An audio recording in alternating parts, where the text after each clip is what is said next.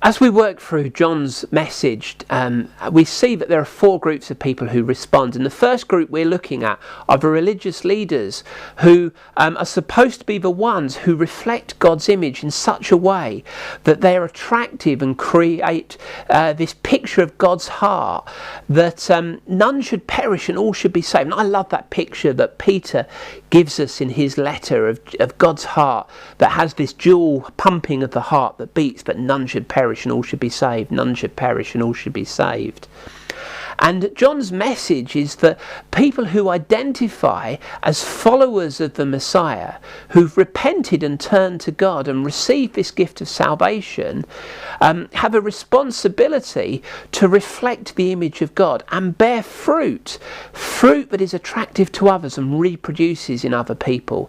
In other words, that God's heart is that people should find life through his followers.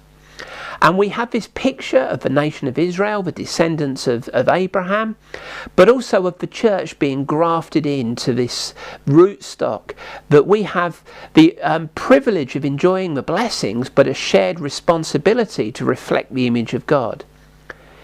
It's easy for us to criticise Israel for not fulfilling the potential that they have.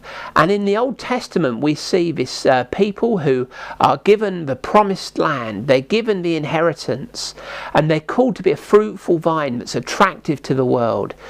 But instead of fulfilling their potential, we see them frequently going away from God, following their own ideas, and consequently getting cut off from God. So you have this sort of sin confess cycle through the Old Testament.